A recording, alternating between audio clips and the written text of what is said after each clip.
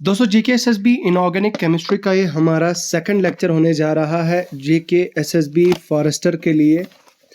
तो आपकी इन्फॉर्मेशन के लिए बता दूं, ये जो हम क्लासेस कर रहे हैं ये हम 11th और 12th का जो जनरल साइंस है वो हम पढ़ रहे हैं। एक और चीज़ यहाँ पे मैं मेंशन करना चाहूँगा कि जो जीके एसएसबी का फॉरेस्टर सिलेबस है, फॉरेस्टर सिलेबस में हमें मेंशन करके रखा है कि भाई 12th लेवल की आपको बायोलॉजी पूछी जाएगी, माफ़ कीजिएगा साइंस पूछी जाएगी। तो कहीं ना कहीं उससे कैंडिडेट्स के मन में ये डर है कि भाई साइंस कितनी ज़्यादा टफ पूछी जाएगी, 11th-12th का लेवल का पूछा जाए। तो मैं अपने हर एक सेशन में कहता हूँ कि भाई आपको उस लेवल का उतना टफ नहीं पढ़ना है, ठीक है, इतना टफ आपसे नहीं पूछा जाएगा। हाँ, अब ऐसा भी नहीं है कि आप जनरल पढ़ के जाओ, आप सीधा नॉर्मल पढ़ के जाओ जैसे जेके एसएसबी के बाकी एग्जाम्स के लिए पढ़ते हो, वैसा उतना नॉर्मल नहीं पढ़ना है। आपने थोड़ा सा एडवांस आपने पढ़ना है। इसलिए हम कोशिश कर रहे हैं कि आपको थोड़ा सा जनरल से ज़्यादा हट के थोड़ा सा ज़्यादा इन्फॉर्मेशन दी जाए, आपको पढ़ाया जाए। तो चलिए आज की इस क्लास को जो है वो इसी बात पे यहीं से स्टार्ट करते हैं। और पिछली क्लास का जो जो हमने पढ़ा था उसको थोड़ा रिकैप्चुलेट करते हैं। पहले मैं आपको बता दूं दोस्तों, आप एक काम कीजिए, ये जो पीरियडिक टेबल है, ये पीरियडिक टेबल का मैं पीडीएफ अपने टेलीग्राम चैनल पे शेयर कर दूंगा। इस पीरियडिक टेबल का आप चाहे तो एक प्रिंट आउट निकाल दीजिएगा और अपने चेयर टेबल के साथ रख दीजिएगा, या फिर अपने बेडरूम में रख दीजिएगा जहाँ पे आप सोते हैं। टेप के साथ चिपका के रखिएगा, क्योंकि घर वाले कभी कभी यार गुस्सा करते हैं, तो भाई टेप के साथ चिपकाओ, उससे कोई दिक्कत नहीं होगी, ठीक है। ये आपने पीरियडिक टेबल जो है वो चिपका के रखना है। वो क्यों रखना है मैं आपको बताता हूँ। कम से कम आपके बेड के पास एक तो पीरियडिक टेबल होना चाहिए, और इंडिया का पॉलिटिकल मैप, वर्ल्ड मैप, और वो जो है वो इंडिया का मैप और पॉलिटिकल मैप, फिजिकल मैप और पॉलिटिकल मैप, और फिर वर्ल्ड का मैप जो है वो आपके बिस्तर यानी बेडरूम के पास होना चाहिए, जहाँ पे आपको रैंडमली नजर पड़ती रहे और चीज़ें आपको याद होती जाए। Now let's start. मैंने आपको बताया था दोस्तों कि ये जो हमारा पूरा पीरियडिक टेबल जो है वो कहीं ना कहीं आप इसे कह सकते हैं कि इसको 4 पार्ट्स में डिवाइड किया गया है। पहला पार्ट जो है वो यहाँ पे आप देख सकते हैं, ये मेटल्स का है, मेटल्स और नॉन मेटल्स का है। यहाँ पे आप देख सकते हैं ये जो पार्ट है, ये पोर्शन है, ये पोर्शन, ये वाला यहाँ तक, इस पोर्शन को क्या बोलते हैं? इसको हम बोलते हैं एस ब्लॉक एलिमेंट्स, ठीक है। इसको हम क्या बोलते हैं? इसको हम बोलते हैं एस ब्लॉक एलिमेंट्स। ये जो पहले दो हैं, एक ये और ये, डाउनवर्ड जब आप चलेंगे तो ये जो है वो ये क्या है आपके, ये अल्कली मेटल्स और अल्कलाइन अर्थ मेटल्स, ये दोनों आपके ग्रुप्स जो है वो आपके मेटल्स हैं। ये चीज़ मैंने आपको पढ़ाई थी पिछली बार। उसके अलावा ये जो बीच में है, यहाँ से लेकर 3 से लेकर 12 तक, इनको क्या बोलते हैं? हम इनको ट्रांजिशन मेटल बोलते हैं, ठीक है, ट्रांजिशन मेटल्स बोलते हैं।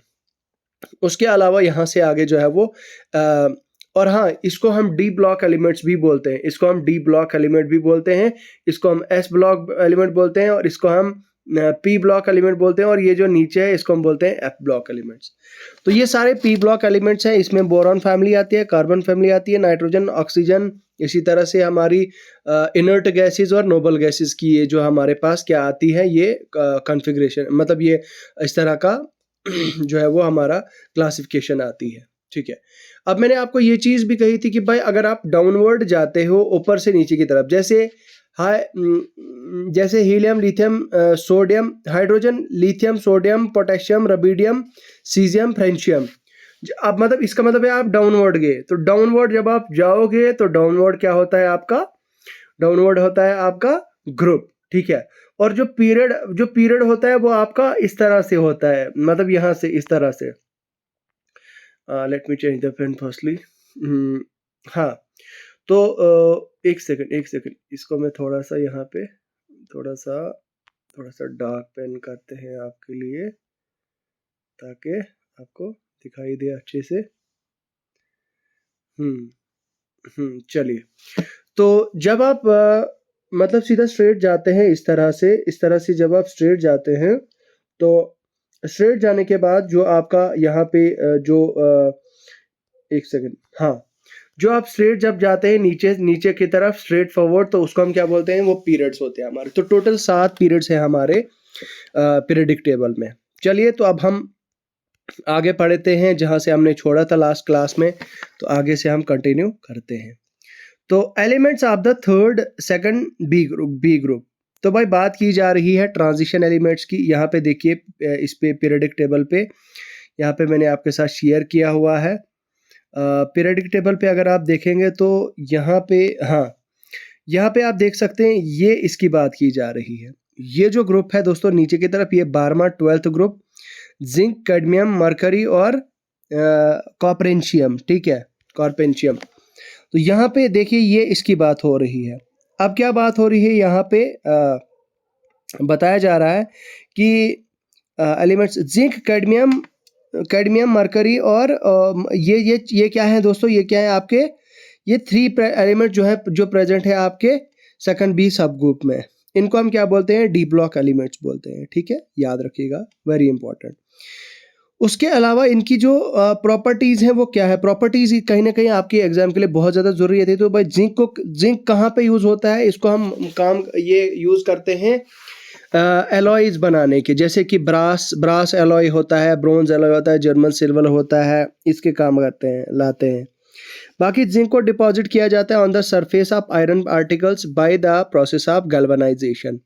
तो जिंक को कहाँ पे किया जाता है, डिपॉजिट किया जाता है आयरन की सरफेस पे, आयरन आर्टिकल्स पे, ताकि उसके ऊपर जंग ना लगे। तो उसको हम क्या बोलते हैं, उसको बोलते हैं हम गैल्वेनाइजेशन, गैल्वेनाइज करना, यानी कि उसको, उस आयरन को, उस लोहे को जो है वो जंग से बचाते हैं। बाकी जो मर्क्यूरी होता है, मर्क्यूरी तो आपको पता है कि भाई रूम टेम्परेचर पे लिक्विड होता है, ये भी एक मेटल है, याद रखिएगा।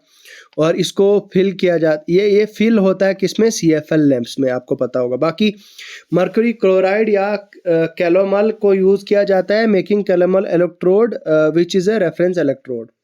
उसके बाद है elements of third A group. अच्छा, अब बात की जा रही है किसकी, यहाँ पे देखिए मैं थोड़ा आपको दिखाता हूँ, यहाँ पे 13 ग्रुप की, ये जो नीचे की तरफ है ये वाला 13 वाला, इसमें बोरॉन है, एल्युमिनियम है, गैलियम है, इरिडियम है, टाइटेनियम है, यहाँ पे आप देख सकते हैं, थैलियम है, सॉरी। तो इसकी बात हो रही है, यहाँ पे देखिए, तो यहाँ पे बोल रहा है, ठीक है, boron is a semi metal, rest of the metals are metals, ठीक है।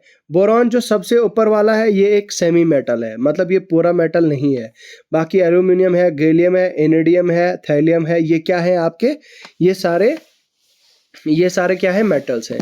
एल्युमिनियम जो है वो थर्ड मोस्ट अबंडेंट एलिमेंट जो है वो किसका है, अर्थ क्रस्ट का। बाकी बोरॉन हैलाइड्स क्या है, लेविस एसिड्स हैं।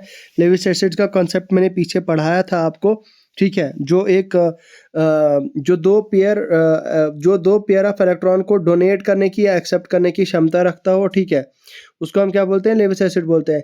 अब इसकी रिएक्टिविटी क्या होती है, देखिए रिएक्टिविटी क्या होती है बोरॉन की, boron Br3 is greater than boron chloride BF3, ठीक है, इस तरह से इसकी क्या होती है, एसिडिटी होती है। उसके अलावा being lighter all the alloys are used for making airplanes. तो भाई जो होता है आपका बोरॉन, ये क्या होता है, बहुत लाइट होता है। तो इसको कहाँ, इसके एलॉय को कहाँ यूज़ किया जाता है, आपके मतलब प्लेन्स में, एयरप्लेन्स में बनाने में। बाकी एलिमेंट्स ऑफ फोर्थ ग्रुप क्या है, कार्बन फैमिली। अच्छा, फोर्थ ग्रुप जो है वो किस में होता है, किस कंसिस्ट ऑफ द एलिमेंट्स, जैसे कि कार्बन, सिलिकॉन, गैलियम, यहाँ पे आप देख सकते हैं, मैं आपको एक बार ज़रा दिखा देता हूँ। ये क्या है, P ब्लॉक एलिमेंट्स, देखो यहाँ पे ये इसकी बात हो रही है, कार्बन, सिलिकॉन, गैलियम, टिन और लेड, ठीक है, कार्बन, सिलिकॉन, गैलियम, टिन और लेड की बात हो रही है, ठीक है। तो इसी तरह से मेरे दोस्तों इनको हम क्या बोलते हैं, अच्छा, इनकी सॉल्युबिलिटी और वॉलेटिलिटी क्या होती है, टेट्राहाइड्रल ऑफ कार्बन डिक्रीज। अच्छा, पहले कार्बन टेट्रा फ्लोराइड होता है, कार्बन टेट्रोक्लोराइड उससे कम होता है, कार्बन ब्रोमाइड होता है, तो कार्बन आयोडाइड सबसे कम जो है वो क्या होता है, कम वोलेटाइल होता है with the increasing molecular weight of tetrahalide, ठीक है। उसके बाद बोलता है कार्बन क्या है, ये एक हाईएस्ट नंबर, ये एक एलिमेंट है, ये हाईएस्ट नंबर ऑफ कंपाउंड्स बनाता है except hydrogen due to its catenation power, tendency of self linking and tetravalency. मतलब ये चीज़ ये समझाने की कोशिश कर रहा है कि ये जो एलिमेंट होता है हमारा, ये कार्बन, ये बनाता है सबसे हाईएस्ट नंबर ऑफ कंपाउंड्स। क्या बनाता है, सबसे हाईएस्ट नंबर ऑफ कंपाउंड, यानी कि कार्बन हाइड्रोजन के साथ भी रिएक्ट करता है, ठीक है। इसी तरह से आपका कार्बन कार्बन ऑक्सीजन के साथ भी बॉन्ड बनाता है। तो कहने का मतलब ये है कि भाई ये जो कार्बन है ये मैक्सिमम इसकी कैटिनेशन बहुत ज़्यादा, मतलब ये खुद को खुद के साथ ही लिंक कर देता है। कैटिनेशन क्या होता है? खुद की सेल्फ लिंकिंग, मतलब खुद का बॉन्ड खुद ही से बनाना, ठीक है। और इसकी टेट्रावैलेंसी, टेट्रावैलेंसी क्या होता है? टेट्रावैलेंसी होता है कार्बन के आउटरमोस्ट शेल में कितने हैं? 4 इलेक्ट्रॉन्स हैं। याद कीजिएगा पिछली क्लासेस में मैंने आपको बताया है जो इलेक्ट्रॉनिक कॉन्फ़िगरेशन होती है वो 2 8 8 18 36 होती है, ठीक है। 2 8 8 18 36 होती है। अब यहाँ पे अगर बात की जाए दोस्तों कार्बन की, कार्बन का 6 एटॉमिक नंबर होता है। याद कीजिएगा इलेक्ट्रॉनिक कॉन्फ़िगरेशन में मैंने क्या बोला था? पहले आउटर मोस्ट शेल में 2 आएंगे और नेक्स्ट पहले इनर मोस्ट शेल में 2 इलेक्ट्रॉन आएंगे और दूसरे शेल में 4 इलेक्ट्रॉन आएंगे। अब क्योंकि कार्बन के आउटर मोस्ट शेल में सिर्फ 4 इलेक्ट्रॉन है, यहाँ पे ध्यान दीजिए। कार्बन के इनर शेल में 2 इलेक्ट्रॉन और आउटर शेल में 4 इलेक्ट्रॉन है। अब क्योंकि इसके 4 और गेन करने की जरूरत है, फिर उसके बाद 2 और 8 हो जाएगा। दैट मीन्स कार्बन का ऑक्टेट कंप्लीट हो जाएगा। इसलिए ये यहाँ पे ये चीज़ बोल रहा है कि भाई इसको 4 टेट्रावैलेंसी है ये इसकी, मतलब इसको 4 जो है वो 4 वैलेंस बॉन्ड बनाने की क्षमता होती है इसके अंदर, ठीक है। इट हैज़ 2 क्रिस्टलाइन, इसके जो है वो 2 एलोट्रॉप्स होते हैं, एक होता है ग्रेनाइट और दूसरा होता है डायमंड और ग्रेफाइट। अब डायमंड बोलता है प्योरेस्ट फॉर्म ऑफ कार्बन, और ये बोलता है कि ये 3D नेटवर्क स्ट्रक्चर का एक इस तरह का स्ट्रक्चर होता है जो जिसका बॉन्ड जो है वो बाकी 4 कार्बन एटम्स के साथ जो है वो बना होता है, ठीक है, टेट्राहेड्रल फैशन में। उसके अलावा दोस्तों यहाँ पे अगर आप देखें तो it is the hardest substance and is a bad conductor of electricity. इसको यूज़ किया जाता है ज्वेलरी बनाने में। बाकी it is used as a abrasive for sharpening hard tools. इसको मतलब बहुत ज़्यादा हार्ड जो टूल्स होते हैं उनको भी तेज़ करने के काम आता है, जैसे making rock, drilling machine, glass cutting वगैरह, उसमें भी जो है वो आपका डायमंड यूज़ होता है। बाकी ग्रेफाइट बोलता है, ग्रेफाइट क्या है? बोलता है ये लेयर 2D एक हेक्सागोनल स्ट्रक्चर है, ठीक है, इस तरह का इसका हेक्सागोनल स्ट्रक्चर होता है, ठीक है। बोलता है light amounts of graphite are prepared artificially by Acheson process. अच्छा, एस्चन प्रोसेस क्या होता है? बोलता है कि छोटा अमाउंट जो ग्रेफाइट का होता है वो आर्टिफिशियली प्रिपेयर होता है एस्चन प्रोसेस से। बाकी ग्रेफाइट जो है वो हमारी इलेक्ट्रिसिटी का गुड कंडक्टर है। इसको यूज़ किया जाता है as dry lubricator and nuclear reactor as a moderator. देखो जो बड़ी बड़ी न्यूक्लियर रिएक्शंस होती है ना, बड़ी बड़ी न्यूक्लियर्स को जब डिसइंटीग्रेशन वगैरह होता है वहाँ पे जो है वो इसको ड्राई लुब्रिकेंट जो है वो एज यूज़ किया जाता है, ठीक है। फ्लोरेंस इसकी एक और जो है वो 4th है, उसके बारे में आप पढ़ सकते हैं, बाकी इतना ज़्यादा इंपॉर्टेंट नहीं है। अच्छा, कोल और चारकोल क्या है? कोल जो है वो एक एम्बॉर्फस वैरायटी है कार्बन की। यहाँ पे आप देखिए वो क्या है, एमॉर्फस वैरायटी है कार्बन की, तो इसको यूज़ किया जाता है एज फ्यूल। कोल के क्या है? कोल के फॉलोइंग टाइप्स हैं, जैसे एक पीट है, लिग्नाइट है, बिटुमस है। अब जो पीट कोल होता है, मतलब इसका मतलब ये हुआ कि it is the 60% of the carbon. Lignite जो होता है वो 70% ऑफ द कार्बन होता है। बिटुमिनस होता है 78 to 83% ऑफ द कार्बन। तो इसको हम बोलते हैं कॉमन, ये it is not a common variety. ये जो बिटुमिनस होता है ये कॉमन वैरायटी। उसके अलावा एंथ्रासाइट जो है वो, इसमें एंथ्रासाइट में आपका 90% कार्बन होता है। बाकी चारकोल जो है वो एनिमल चारकोल, वुड चारकोल, किसी पे भी कहीं पे भी जो है वो क्या किया जाता है, and activated would charcoal can be animal charcoal, कुछ भी हो सकता है, ठीक है। लकड़ी का भी हो सकता है, जानवर का भी हो सकता है, शुगर का भी हो सकता है, और एक्टिवेटेड चारकोल भी हो सकता है। बाकी इसको मैन्युफैक्चर किया जाता है, manufacture of fuel glass like water gas, ठीक है, water gas, producer gas and semi water gas, ठीक है। उसके बाद हम करते हैं बात वाटर गैस जो होती है CO+H2, कार्बन मोनोऑक्साइड और हाइड्रोजन जब कंबाइन होते हैं तो वो उसके साथ में कार्बन मोनोऑक्साइड प्लस हाइड्रोजन के साथ में वाटर गैस होती है आपकी, ठीक है। उसके अलावा प्रोड्यूसर गैस उसको ऑब्टेन किया जाता है कहाँ से?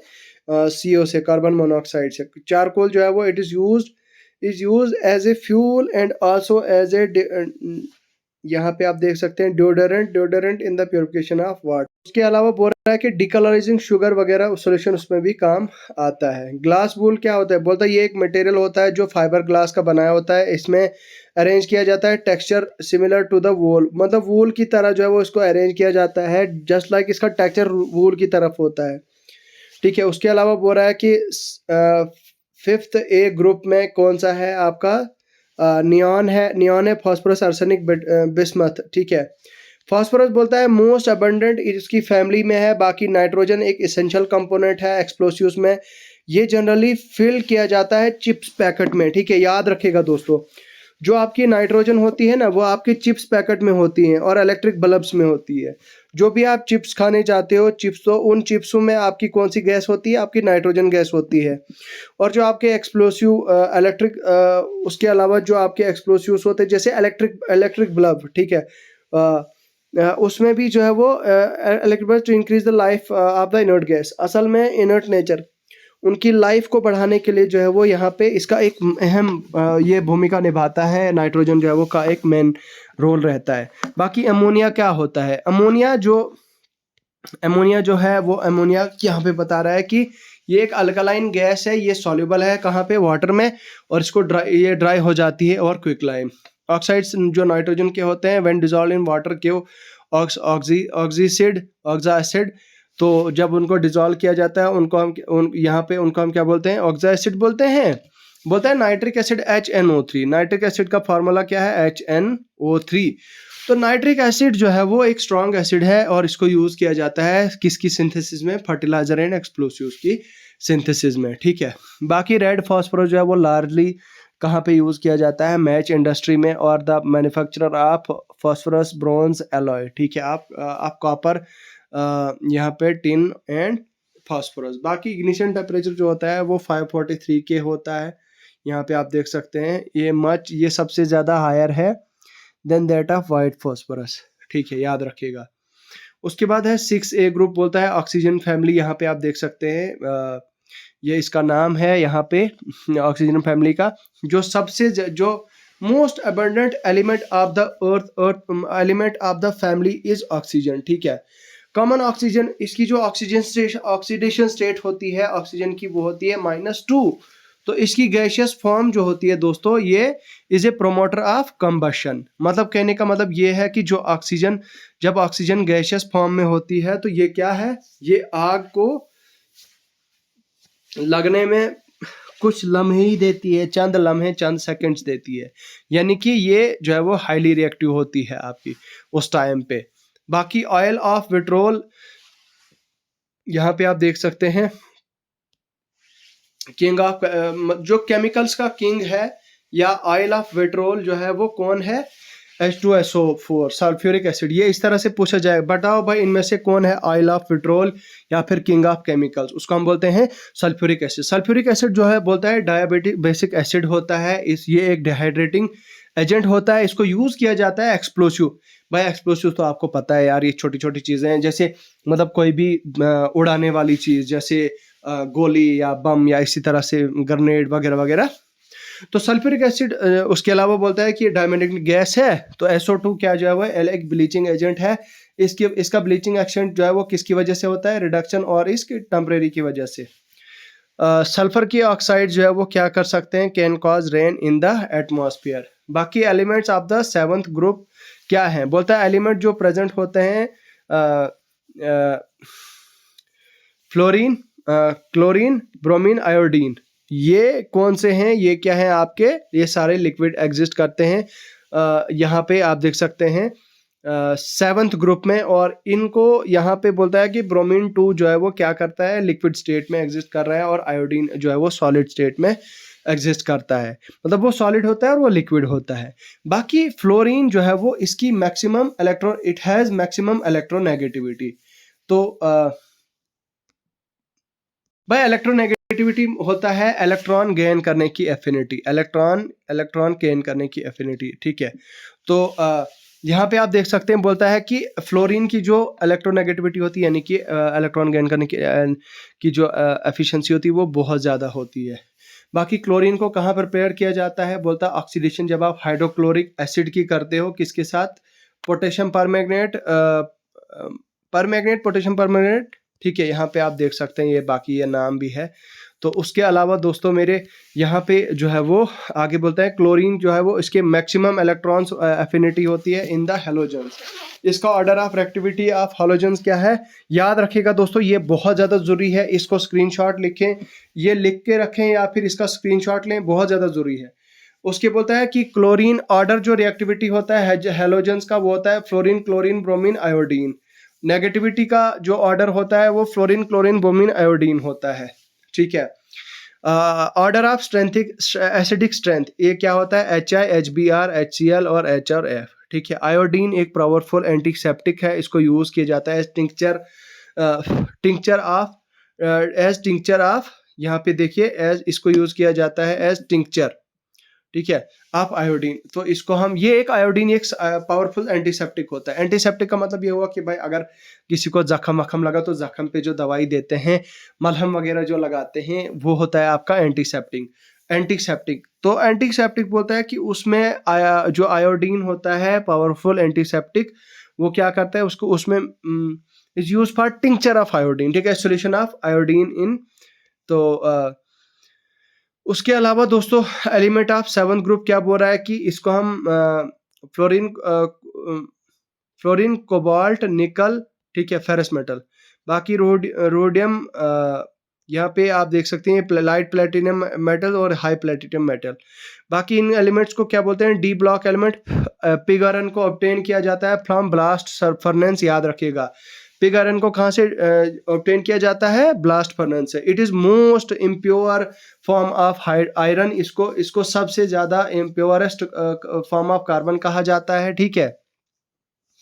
उसके अलावा बोलता है कि इट इज़ वेरी हार्ड, ये बहुत ज़्यादा हार्ड होता है, ब्रिटल होता है, इसको हम वेल्डिंग भी नहीं कर सकते हैं। It contains maximum of carbon 2.5 to 4.3%। बोलता है रॉट आयरन जो है वो प्योरेस्ट फॉर्म ऑफ आयरन होती है, इसमें क्या होता है 0.1 to 0.25 कार्बन होता है। Wrought iron is soft ductile and malleable so it can be welded, ठीक है, रॉट आयरन को आप वेल्ड कर सकते हो। उसके अलावा दोस्तों यहाँ पे आप देख सकते हैं स्टील जो है वो एक इम्पॉर्टेंट फॉर्म है होती है किसकी, आयरन की। It contains 0.2 to 1.5% of the carbon. बाकी बोल रहा है कि आयरन जो है वो प्रेजेंट होता है हमारे खून में, हमारे हीमोग्लोबिन में, और इसकी ऑक्सीडेशन स्टेट होती है +2।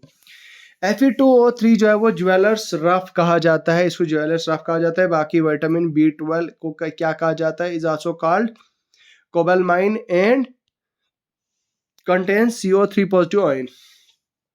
Its deficiency in diet causes pernicious anemia। देखो कहाँ किसकी डेफिशिएंसी से pernicious anemia में होता है, ठीक है, वो होता है विटामिन B12 की डेफिशिएंसी की वजह से, ठीक है। उसके बाद बोलता है कि एलिमेंट्स ऑफ जीरो ग्रुप इनको क्यों कहा जाता है, इनको हम जीरो ग्रुप भी बोलते हैं और इनको हम नोबल गैसेस भी बोलते हैं, ठीक है। अब यहाँ पे जो है वो एक चीज मैं आपको दिखाना चाहूंगा, ठीक है। तो अभी इस पे बात करते हैं, जरा मैं एक बार आपको दिखा देता हूं। ये है आपका जो यहाँ पे आप देख सकते हैं लास्ट पे, यार मैं थोड़ा नीचे ही चले जाता हूँ, नीचे जरा ज्यादा नजदीक है। जो आपके 18 यहाँ पे आप देख सकते हैं जो लास्ट ग्रुप है ना दोस्तों आपका, इसी लास्ट ग्रुप को क्या बोलते हैं, नोबल गैसेस बोलते हैं। नोबल गैसेस क्यों बोलते हैं, मैंने आपको बोला था, याद कीजिए पिछली क्लासेस में, अभी भी बताया था मैंने थोड़ी देर पहले कि जो इलेक्ट्रॉनिक कॉन्फ़िगरेशन होती है वो 288 1836 होती है। अब यहाँ पे आप देखो खुद भाई 18 एटॉमिक नंबर पे खुद ही हीलियम बैठा है, यहाँ पे नहीं, ये दूसरे एटॉमिक नंबर पे बैठा है, ठीक है। और 17 पे आपका 18 पे आपका नियॉन बैठा है। तो मुझे एक बात बताओ, मैंने आपसे कहा था या तो 2 इलेक्ट्रॉन आउटर मोस्ट शेल में होने चाहिए, या तो 8 होने चाहिए, या तो फिर से 8, या तो फिर 60, या तो फिर 36 होने चाहिए, ठीक है। तो यहाँ पे 288 1836 होने चाहिए। लेकिन अब यहाँ पे बोल रहा है कि ये जो नोबल गैसेस है, नोबल गैसेस से आप ये शॉर्ट में याद रखो भाई, ज़्यादा कहानी याद रखने की नहीं है। नोबल गैसेस में बोलता है ये शरीफ गैसेस होती है, क्यों, क्योंकि वो किसके साथ रिएक्ट करती ही नहीं है, क्योंकि उनका आउटरमोस्ट शेल फिल होता है, उनमें कोई भी इलेक्ट्रॉन ना गेन करना होता है ना उनको लूज करने की जरूरत पड़ती है, इसीलिए उनको बोलते हैं हम नोबल गैसेस। जैसे मान लो हीलियम के पास आउटरमोस्ट शेल में 2 इलेक्ट्रॉन्स है, तो भाई ये तो 2 ही दिखाएगी ना, आउटरमोस्ट शेल में इसके टोटल 2 ही हैं, तो दैट मीन्स इसका अपना ऑक्टेट कंप्लीट है। नियॉन की अगर बात की जाए तो भाई नियॉन का जो एटॉमिक नंबर क्या है 18 है। यहाँ पे आप देखिए नियॉन का एटॉमिक नंबर 18 है, ठीक है। लेकिन यहाँ पे मजे वाली बात क्या, नहीं माफ कीजिएगा, नियॉन का एटॉमिक नंबर 10 है, ठीक है 10। तो उसका मतलब ये हुआ कि पहली 2 होगी फिर उसके बाद 8 होगी, दैट मीन्स इसका भी ऑक्टेट जो है वो कंप्लीट है, इसको जो है वो कुछ भी एक्शन करने की जरूरत नहीं है। तो यही कहने का मतलब होता है कि नोबल गैसेस वो गैसेस होती हैं जिनको जो है वो फर्दर रिएक्ट करने की जरूरत नहीं होती। बाकी एलिमेंट का इसी के बारे में हम बोलते हैं। हीलियम को डिस्कवर किया गया था फ्रैंकलैंड और लॉकलायर ने। हीलियम थर्ड वो एक अबंडेंट और lunar surface holds the potential up to the energy crisis of the earth. बाकी आर्गन को डिस्क्राइब किया गया था रिले और रामसे ने। और नियॉन क्रिप्टॉन जेनॉन को डिस्कवर किया गया था रामसे एंड ट्रेवर्स। रेडॉन जो है वो एक डिस्कवर किया गया था by Dorn and not present in year, ठीक है। All the elements are colourless monoatomic gases. ये सारे एलिमेंट्स क्या होते हैं, कलरलेस होते हैं, मोनोटोमस गैसेस होते हैं। बाकी दीज यहाँ पे आप देख सकते their electronegativity arc electron their electricity and electron affinity are zero. Electron affinity और इलेक्ट्रोनेगेटिविटी क्या होता है, ठीक है। Electronegativity, okay. सो नेक्स्ट क्या है, अब ये कुछ गैसेस हैं, इनके यूजेस हैं, ये आप खुद पढ़िएगा। बाकी इंपॉर्टेंट कंपाउंड्स हैं, इनको भी आप पढ़ लेना अच्छे से। मैं एक बार दिखा देता हूं, जैसे एक्वा फोर्टिस दूसरा नाम है किसका, नाइट्रिक एसिड का। HNO3 इसका फार्मूला है। इसको फर्टिलाइजर और एक्सप्लोसिव्स में यूज किया जाता है। एक्वा रिजिया जो है वो क्या होता है, nitric acid plus sulphuric acid बोलता है। इसको यूज किया जाता है testing metals and dissolving platinum. उसके अलावा बेकिंग सोडियम बाइकार्बोनेट NaHCO3 वो जो है वो किसके काम आता है, सोडियम कार्बोनेट के काम आता है, ठीक है।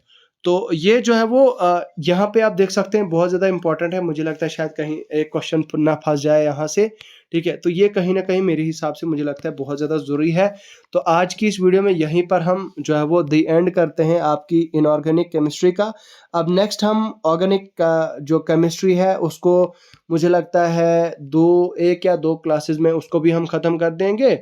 उसके बाद हम आएंगे आपके माफ़ कीजिएगा यहाँ पे थोड़ा सा ये गड़बड़ हुआ है।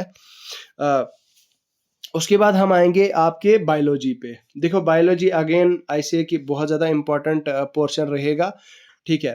तो आप जो है वो बने रहें, इस वीडियो को लाइक करें, शेयर करें अपने दोस्तों के साथ, जितना ज़्यादा हो सकता है उतना ज़्यादा अपने दोस्तों के साथ शेयर करें, क्योंकि हमें मोटिवेशन मिलता है और इसी तरह से हम आपके लिए अपडेट्स लाते रहेंगे, वीडियोस लाते रहेंगे। इसके बाद ये कंप्लीट करने के बाद हम करेंगे बायोलॉजी का करने के बाद दोस्तों मेरे हम MCQS करेंगे टॉपिक वाइज। और वो MCQS बहुत नॉर्मल नहीं होंगे, वो तगड़े लेवल के MCQS होंगे, ये मेरा वादा है आपके साथ। मैं इसके बाद आपको MCQS कराऊंगा, लेकिन उससे पहले शर्त ये है कि आप जो है वो क्या काम करो, आप उसके लिए लगे रहो, मेहनत करो। ये जो मैंने पढ़ाया आपको ये अच्छे से पढ़ो। बाकी यहाँ से कहीं भी कोई डाउट आता है मुझे पूछो, कभी भी कमेंट करो डेफिनेटली। और अगर आपको लगता है कि कोई टॉपिक क्लियर नहीं हुआ तो मैं दोबारा उस पर वीडियो बना सकता हूँ, ऐसा कुछ भी नहीं है, ठीक है। I can give you my time, but यह है कि आपको भी मुझे अपना टाइम देना है, आपको भी मुझे सपोर्ट करना है, मेरे चैनल को सब्सक्राइब करना है और मेरी वीडियोस को ज़्यादा से ज़्यादा लोगों तक पहुँचाना है। बाकी मुझे लगता है आज इसके लिए अभी इतना ही है। खुदा हाफ़िज़।